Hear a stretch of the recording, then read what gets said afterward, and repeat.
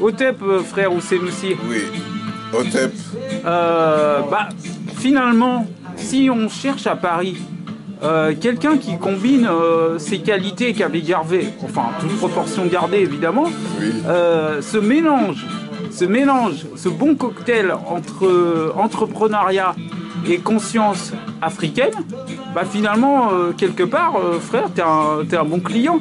Et justement, comment peut-on concilier les deux? Parce que pour beaucoup de personnes, ça reste encore un vœu pieux, dans la mesure où les choses qui peuvent sembler un peu subversives de la conscience africaine ne feraient pas bon ménage avec le commerce. Qu'est-ce que tu en penses, finalement?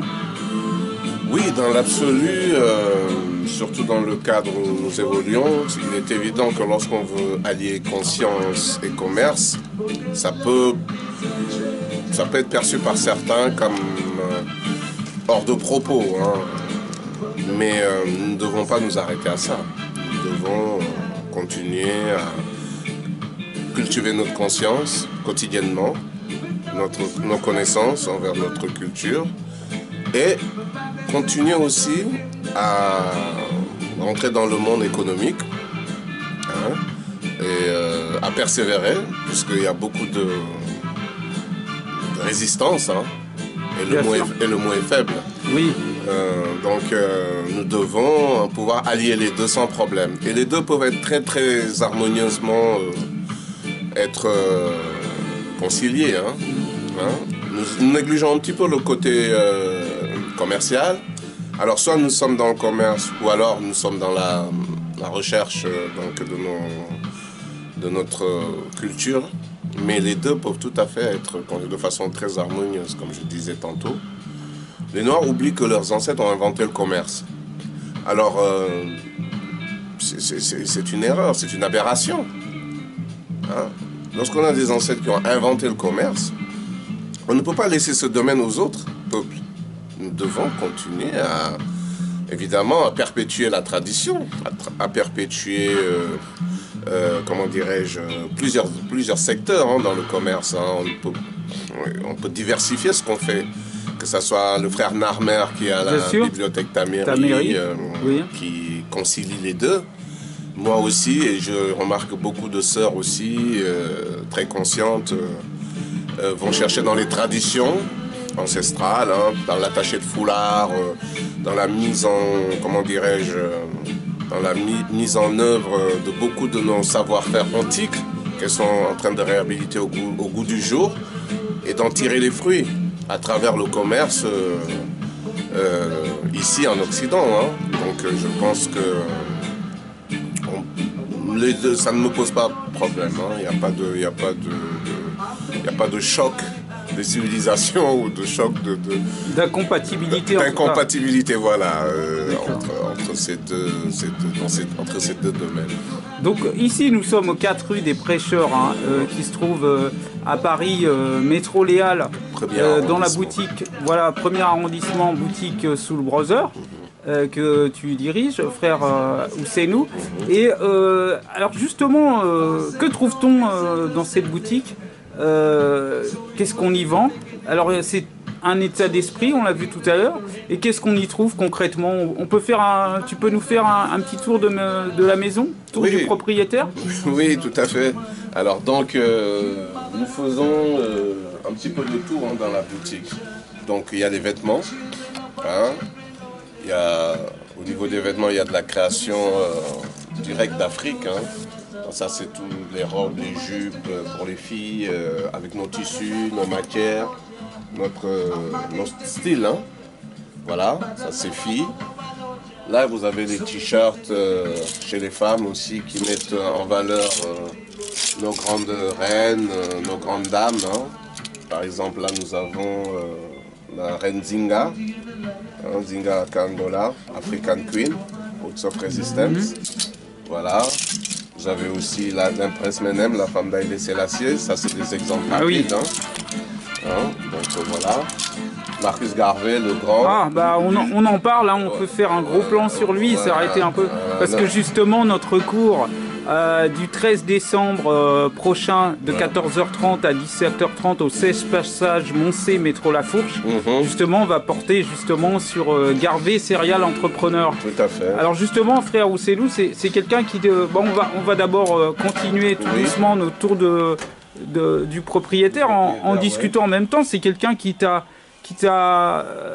influencé, Garvey, parce que je sais que tu es un Diopien, tu as beaucoup lu chez Anta Diop. Oui. Et donc, est-ce que Garvey fait partie aussi de ces grands personnages qui t'ont marqué? Oui, Garvey est incontournable comme un des piliers ou un des jeds, comme disaient nos ancêtres de la vallée du Nil. Hein.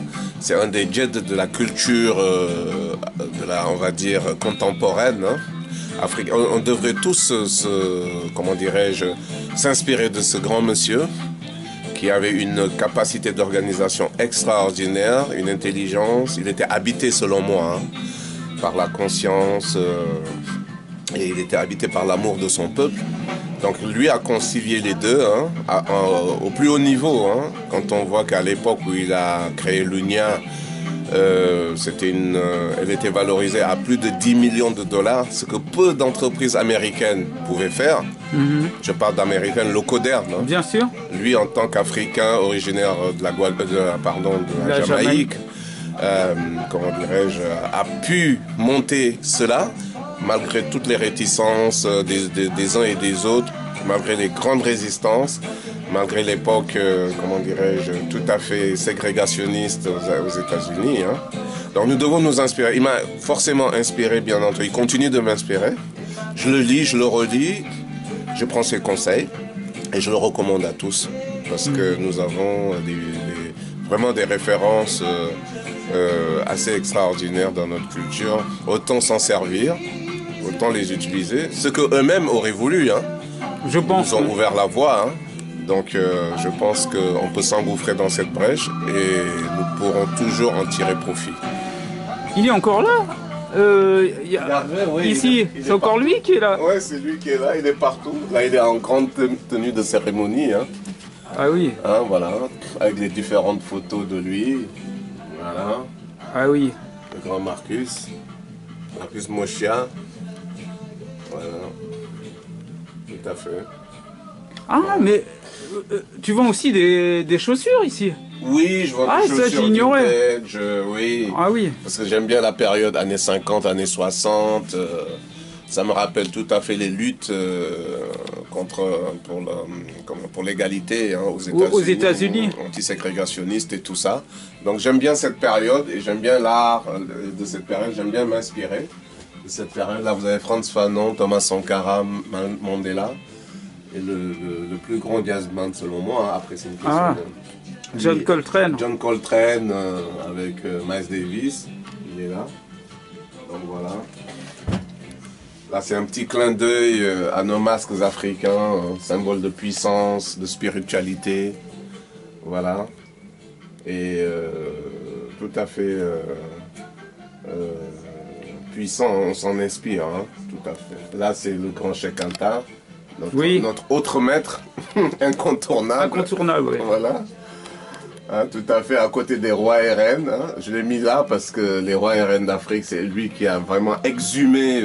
notre passé le plus ancien. Voilà, exactement. Voilà. Exactement. À côté des inventeurs noirs. Ça, c'est des tableaux que je vends aussi, hein, qu'on peut trouver ici. Hein, voilà. Donc, oui, parce que certains d'entre nous connaissent un peu la version...